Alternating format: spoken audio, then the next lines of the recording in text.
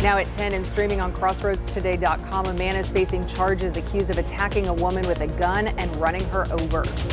Victoria police need your help solving an early morning hit and run. What investigators know so far. Plus, a Texas law that helped thousands of undocumented students access in-state tuition has been stopped. Hear from one student whose dreams are now at risk. We're going to be talking about the heat index because you thought today was bad. Well, it's going to get worse over the weekend. We'll have all that coming up in a moment. And Victoria Generals had their home opener tonight versus the Gumbo Gators. See how the Generals did later in sports. You're watching 25 News now at 10. Good evening and thank you for joining us. I'm Shawna Currie. And I'm Brubaker. What started as a fun day for one Victoria woman turned into a fight for her life. Police say her boyfriend attacked her with a gun, then ran her over. Tonight, Cody Pogue is recovering from the physical and emotional scars and is speaking out in hopes of helping other women recognize the signs before it's too late. I sat down with her as she shared her story and her strength.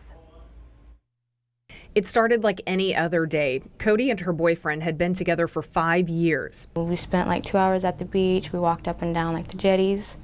And then on the way back home, he stopped. He grabbed him another beer. We got home. We both went to the bathroom. And after that, I lose a chunk of time. I just remember being in the car after that and begging him to stop. By the end of the night, everything had changed. Cody says the man she trusted became someone she no longer recognized. He's put his hands on me before, but never this bad and never this brutal. Cody managed to get back to her apartment badly injured, barely conscious, and somehow called 911 before passing out. I probably wouldn't have even been here, if I'm being honest. He probably would have killed me if the car wouldn't have ran out of gas. She spent 2 days in the hospital, her face fractured, her ankle broken, her body covered in cuts and bruises. But it's the emotional wounds that linger. Mentally, it's hard. You know, you're wondering what you did wrong, if you could have done anything to prevent it, why you weren't enough for that person. You know, it's hard mentally, and it'll take a long time to recover from this. Still, Cody says the people around her have kept her going. They're getting me out of the house. That way, you know, I can see like sunlight and, you know, get out and see people, you know, making sure I'm not cooped up. That way I'm not, you know, just stuck in my head all the time. Now her mission is to speak up, to reach women who might be living in fear. Please, please, please, please leave. Contact somebody for help and get out of there as soon as possible because it doesn't get better. No matter how many times they promise you they're going to change, no matter what they tell you, no matter if y'all have kids together or don't have kids together, leave and get out as soon as possible. Because how I ended up, I wish I would have left like years sooner. I wish I would have left the first time he ever put his hands on me. Her former boyfriend, Mark Anthony Guerrero, is being held in the Brazoria County Jail, facing multiple charges in connection to the incident. Cody hopes justice is served, but more than that, she hopes her story helps someone else survive. I want to get past it, and I don't want people to look at me and be like, oh, she's the one who got beat by her ex. No, I want people to look at me and be like, oh, she did something with her life and she overcame that. That's how I want to be, and I want other people to be able to see that that's possible too. If you or someone you know is in an abusive relationship, help is available 24/7 through the National Domestic Violence Hotline at 1-800-799-SAFE or by texting the word START to 88788. And there's a local fundraiser happening on June 29th to help cover Cody's medical and legal expenses. We've posted those details and resources for anyone seeking help on our website, crossroadstoday.com. This morning at 7:30, Victoria Police responded to the 1600 block of Edinburgh Street in response to a hit-and-run crash. The initial investigation revealed that a vehicle struck a pole and left the scene without making the required notifications. This is an ongoing investigation, and Victoria Police are following up on any leads. Anyone with information regarding this incident is encouraged to call Victoria Crime Stoppers at 361-572-4200. The search is officially on for the first president of Texas A&M University Victoria. A special committee is working to narrow down a list of candidates, and they'll eventually recommend at least 3 names to the Board of Regents. The firm leading the search held a listening session so the community could share what they want in a leader. Those who attended said someone who knows Victoria, manages time well, and can truly connect with the community. The candidate search kicks off in mid-June, and the full transition to Texas A&M Victoria takes effect on September 1st. And here's tonight's viewer poll. What should be the top priority for the new Texas A&M Victoria president? Should it be improving academics, strengthening community relations, expanding campus facilities, or increasing student enrollment? Now over 60% of our voters say improving academics should be the top priority for the new Texas A&M University Victoria president. We want to hear from you. Visit crossroadstoday.com/vote to take part, and we thank you for voting. Well, this week's weather forecast is brought to you by the letter H. Okay. Hot, humid, hazy. Hazy, yeah. Hello. Yeah. Let's go to Mac Pettis with a first look at the forecast. Are we going to get all those H things tomorrow? Oh, the letter H is in control. H, and hot, hot, hot, because we've got several things moving in our direction. First of all, the Gulf air continues to roll in. What we have over us now is sinking air because high pressure is building in. And then we got that dust coming in from where? From Africa. And all of that is going to combine to warm us up a little bit higher than we were today. We'll have all those details coming up in just a moment. Mike, thank you. Texas lawmakers won't require private businesses to use E-Verify, despite GOP rhetoric, citing concerns over labor and the economy. To read this full Texas Tribune article, visit our website, crossroadstoday.com. Texas is now ending in-state tuition for undocumented students. The Justice Department sued Texas over the policy, accusing the state of discrimination against out-of-state American students. Rosa Flores takes a closer look. I am absolutely gutted and devastated. Julissa Arcerraya was one of the thousands of undocumented students who benefited from in-state tuition through the Texas DREAM Act. She's in disbelief after that measure came to a halt on Wednesday. Because of the law in Texas, I was able to attend the University of Texas at Austin. It really felt like a miracle that I would be able to access higher education. Now a U.S. citizen, author, and activist, she's speaking out. It does feel really personal, and it feels really unfair for the students that are having their wings cut off. While state lawmakers have been trying to repeal the law for years, the Trump administration made it happen within hours in its ongoing effort to reshape universities and crack down on immigration. This has effectively been a tag team with the Department of Justice serving up the softball and the Attorney General hitting it out of the park. The U.S. Department of Justice sued Texas on Wednesday, claiming the law, which passed in 2001 with broad Republican support, unconstitutionally discriminated against U.S. citizens because it provided some undocumented students with in-state tuition at public colleges and universities. Under that law, students qualified if they had graduated from a Texas high school, had resided in the state for at least 3 years, and provided an affidavit stating they would file to become permanent residents as soon as they were eligible. U.S. Attorney General Pam Bondi argued that students from other states were treated like second-class citizens under the program and vowed to relentlessly fight to vindicate federal law. But there was no fight.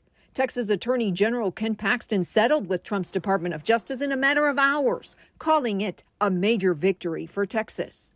Political expert Mark Jones says there was likely some back-channeling between the administration and the state, given the federal lawsuit was filed and settled on the same day. In a matter of hours, a 24-year-old law was no more. The move could impact about 19,000 students, according to testimony in February by the state's higher education commissioner. Julissa knows what those students are going through and is calling on more Americans to speak out. The dreams of undocumented students aren't going to end with the end of a single law, because our dreams are bigger than the loss of this country. Rosa Flores, CNN, Houston. Harvard University is challenging President Trump's move to block visas for international students. Today, Harvard amended a federal lawsuit asking a court to immediately halt the policy. The Trump administration suspended Harvard from the student visa program Wednesday, a move that could impact new and current international students. Trump claims Harvard has not done enough to address anti-Semitism on campus. Harvard argues the visa ban violates First Amendment rights. Travelers will not have to deal with extra screening under the Quiet Skies program anymore. Homeland Security just shut it down, calling the screening initiative abused and corrupt. The program flagged people based on things like travel patterns, even if they weren't suspected of doing anything wrong. DHS now says it was used to go after political opponents and protect allies, and they're urging Congress to investigate further. This all comes after Republicans raised red flags about Tulsi Gabbard getting temporarily flagged just before she became Director of National Intelligence. Air Force officials say the cost to retrofit a Qatari jet into a new Air Force One will probably be less than $400 million. Air Force Secretary Troy Mink provided the figure during a hearing before the House Armed Services Committee Thursday, where he was grilled about the plane's cost. He did not disclose exactly how the plane will need to be retrofitted before it will be used by President Trump. The Pentagon announced last month that it had accepted the Boeing 747 from Qatar. It is currently parked in San Antonio, awaiting upgrades. Remember to subscribe to our YouTube channel, Crossroads Today. Hit the like button and click the notification bell. Stay with us. Coming up on 25 News now at 10, House Republicans subpoena President Biden's former White House doctor after he refuses to testify about the former president's health. Also ahead, new tests show powerful AI models resisting human commands, raising urgent questions about control and safety.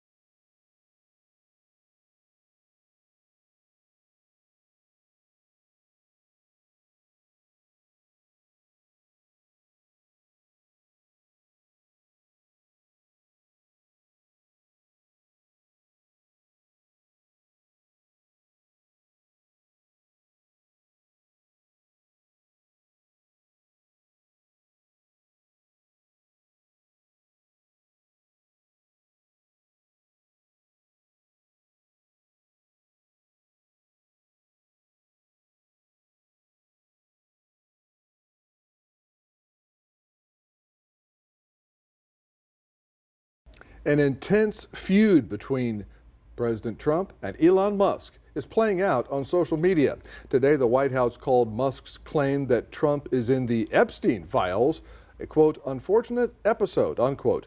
In the tweet, the billionaire and former head of Doge added, in his words, that is the real reason they have not been made public. Musk was referencing files that the Attorney General began releasing in February related to the sex trafficking case against financier Jeffrey Epstein.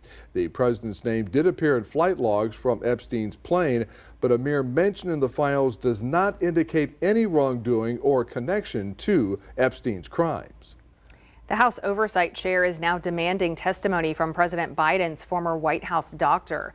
Republican Chairman James Comer issued a subpoena after Dr. Kevin O'Connor declined a voluntary interview, citing patient privacy and ethics. But Comer's not buying it. This all comes as President Trump pushes an investigation into Biden's use of an auto pen, claiming that it points to cognitive decline. President Biden fired back, calling it a distraction and insisting that he was the one making all the decisions. Researchers are warning artificial intelligence has evolved. They say some AI models have become self-aware and are rewriting their own code. And as Tom Foreman reports, some are even blackmailing their human creators to preserve themselves.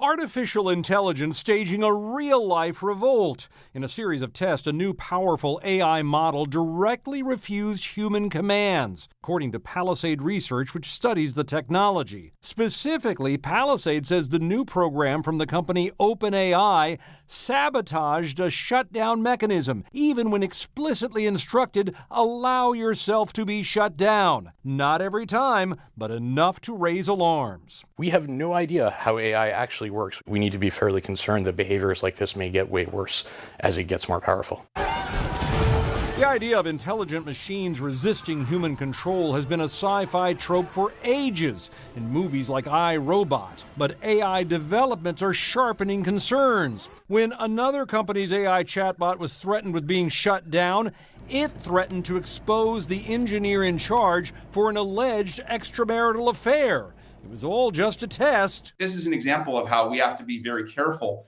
in how we take control of AI systems. You've spoken out saying that AI could manipulate or possibly figure out a way to kill humans? Almost 2 years ago, right here on CNN, the so-called godfather of AI warned it will get smarter, could get out of control. And it knows how to program, so it'll figure out ways of getting around restrictions we put on it. It'll figure out ways of manipulating people to do what it wants. Now, industry experts suggest that may be happening much sooner than expected, triggering warnings of catastrophic national security risks, a potentially extinction-level threat to the human species, and at very least, massive job disruptions. It's going to affect just about every segment of the economy, and a lot of Americans are going to be looking up wondering what happened to the jobs.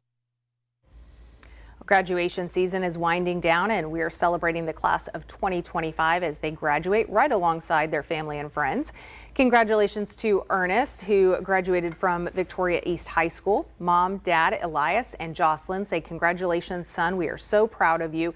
We look forward to your next chapter. Remember, the sky's the limit, and we're here to cheer you on." And Caden also graduated from Victoria East High School. Your mom, sister, and brothers say, "We are so proud of you. You did it. Your dad would have been proud of you." And everyone has until June 13th to send in a photo and heartfelt message for your 2025 grad. We are featuring the grads on air and on social media. To send in yours, go to crossroadstoday.com, then click the Entertainment tab, then click the Contest tab. As cleanup efforts are ongoing in the western part of North Carolina from Hurricane Helene, and rebuilding is still going on stemming from Hurricane Matthew and Hurricane Florence. State leaders are getting ready for another hurricane season. NOAA's National Weather Service is predicting above normal hurricane activity in the Atlantic Basin this year, including 3 to 5 major hurricanes. As the western part of the state continues its recovery efforts in time for tourists, state officials are outlining their preparations for this year's potential storms. We are as focused as ever on keeping you safe. NOAA's National Weather Service is predicting above normal hurricane activity in the Atlantic Basin this year, forecasting 13 to 19 total named storms, of which 6 to 10 could become hurricanes, including 3 to 5 major hurricanes. Just months following Hurricane Helene, the deadliest and costliest storm in state history, Emergency Management Director William Ray says lessons learned from the storm means a changed response. We've restructured our cross-training program. We've restructured some of the exercises we're doing both internally as well as with our state partners to take a specific look into some of the areas and functional areas specifically that we know were a challenge during Helene, like critical infrastructure. Now they're working with DOT to place equipment ahead of the storm and make sure folks can get out in case of a disaster. How can we bolster the flood gauges that we have across the state to make sure we're getting good data? How do we also maximize the alert and warning systems associated with those gauges? From a redundant communication standpoint, how are we equipping local communities to make those decisions and have the technology that they need to quickly issue those orders? Here in North Carolina, Governor Josh Stein critical of cuts to FEMA, now looking towards legislatures on Jones Street with budget negotiations underway. We will need more state funding, potentially hundreds of millions of dollars more in our state's rainy day fund.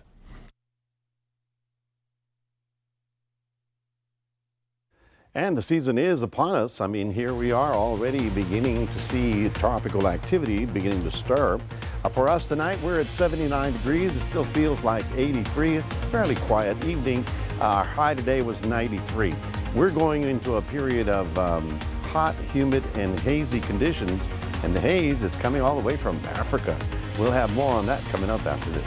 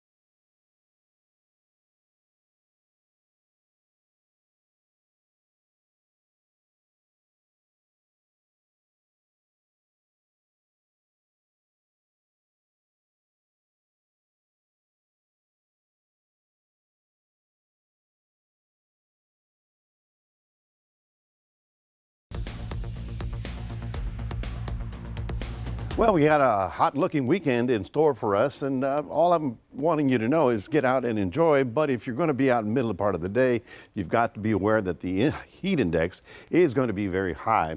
Tonight, well, actually earlier today, we had a few little pop-up showers because of the heating, but no major problems here in the coastal bend and along the crossroads. Tonight is a huge problem for our friends in Fort Stockton, Pecos, Midland, Odessa, and also in Lubbock. We've had some vicious storms up in that area. Here's I-10. You see right about there, there's Sonora.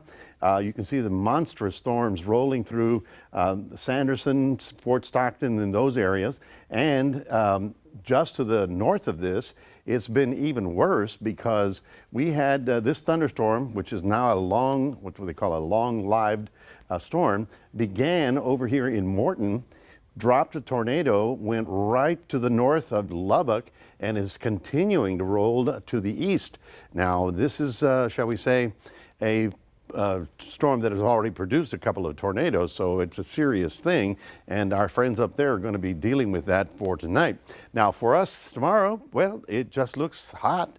We had a heat index today of 105. If you thought it was hot and humid, just wait till the weekend when we start pushing 110. At 110, we institute or we put out advisories to let you know that you really ought to, take it very easy in the afternoon hours. And what I mean by, yes, you can cross the parking lot, you can go to H-E-B or whatever, but strenuous outdoor activities where you're cutting the grass or doing some hard work, you don't want to overdo it because you could get a little bit dizzy out there because of the heat and the inability to actually cool down. Tonight, only 77, the low 76 tomorrow. Our high temperatures getting about 93 for us, but 96 in Cuero, 97 in Carson City, and look at that. From Pleasanton, basically I-35, 37, all the way west, they're looking at 100 to 103, 104 high temperatures. So it's just a big hot weekend. Now, we have been tracking, as we've been talking about, the Saharan dust. In Africa, the storms pile up. They kick up the dust. It gets caught up in the upper winds and it crosses the Atlantic.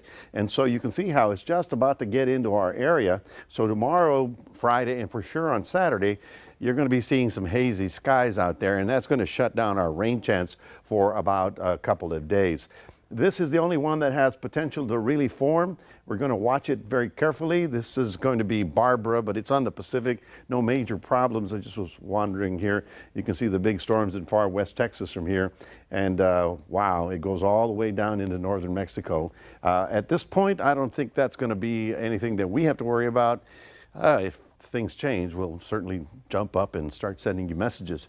Port Lavaca looking for a high of about 91 tomorrow, partly cloudy most of the day and rather sticky. Now, Cuero, you're getting up to about 94 as a high temperature. Lots of sunshine, that's for sure. 7-day forecast, well, the hot, hazy Friday, Saturday, Sunday. And here's the good news. Next week, beginning Tuesday, we've got a good shot at getting some additional rain showers in the area.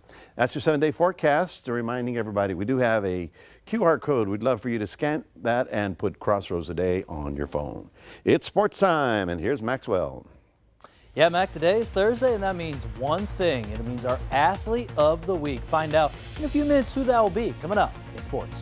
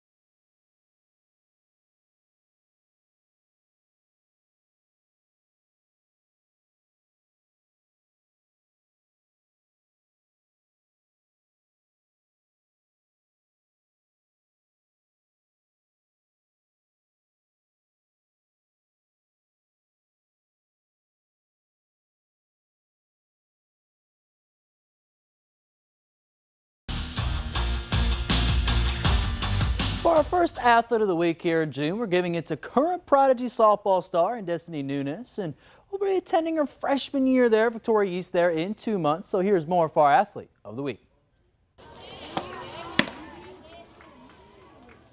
To start off the summer season, we're handing our Athlete of the Week to Prodigy softball player in Destiny Nunes. Nunes has played pitcher, shortstop, and second base for all of her 6 years. She's played softball, but softball isn't the only sport Nunes plays. She also plays volleyball, basketball, soccer, cross-country, track, and even flag football. With all these sports she's played, she still enjoys softball the best. I play is softball because I have more experience with it. I played 6 years of it.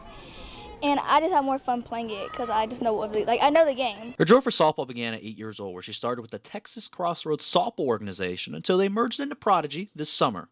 She's trained with different trainers in hitting with Cosme Rosales, and then strength and conditioning with Chris Grant, and then ex-MLB player Humberto Quintero in hitting and fielding, which Nunes appreciates his guidance. Fielding, so he helps me with shortstop, and the shortstop, he makes me have more range so I can get the balls more. It's really fun going with him. He pushes me hard, too.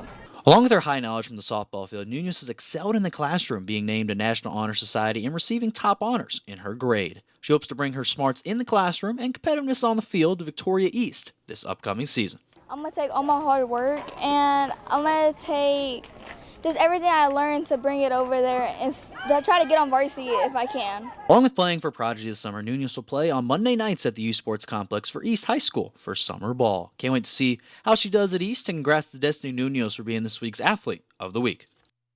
All right, now over to the Victoria Generals, where they had their home opener tonight there, Riverside Stadium versus the Gumbo Gators. And the Generals have multiple big names in the area. A.J. Lauterbach was in attendance and threw out a first pitch and others. And the Generals, guess what? Their defense made some plays early in this game. And right now, the score, they just finished this game and saw the update. They won 11-3 here for their home opener. They got some big production there from Dawson Park. Led the team with 3 RBIs. He had a 2 RBI single and a solo home run to help the Generals. And be back in action there at Riverside there for Game 2 versus the Gumbo Gators. That will be there at 7:05 p.m. Over to the U Sports Complex, where they had their first ever Southeast Texas All-Star Game hosted. They had 4 separate softball teams competed there across the sports complex, and some of the players that were on all these teams were from those softball teams remembered from the season, and Shiners, St. Joe, Victoria East, West, and multiple other teams as well. So while I was at this event, I talked with the manager, Mike Amador, to see how he feels starting this event for the first time in Victoria. Happy with what we have. I've been around this game for a very long time. I have twins that are graduating. Knowing parents and building relationships throughout the years, I understand we have a lot of awesome talent in this area and realized there was a gap to fill, so we stepped up to fill it. Some big-time stars, including Victoria West's Eliana Martinez and Jasmine Gomez from Victoria St. Joe. So can't wait to see what they do events-wise in the future. And probably saw the score up there. Indiana Pacers got the big-time win there over the Oklahoma City Thunder, but Tyrese Halliburton as well. And then props up, Texas Tech beat Texas there to go force a Game 3 tomorrow. They won 4-3. So whoever wins that game will win the softball championship there in college. And that's going to do it here in sports. Sean and Don, back to you. Max, thank you, and stay with us. Coming up on 25 News Now. After the NBA Finals, we'll take a last look at your weather, plus a remarkable rescue leads to a hopeful ocean return. Stay up for the biggest, ugliest fight of all time. That is the real reason they've not been made public. Have a nice day, DJT.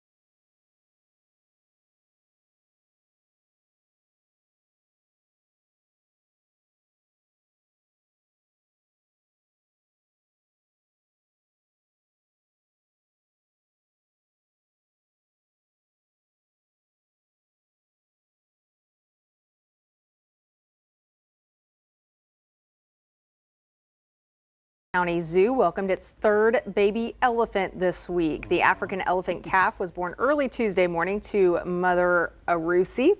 The zoo has confirmed that the baby is a girl and her name is Asali. Asali means Bomani, or joins Bomani, who was born April 10th, and Kijani born April 14th.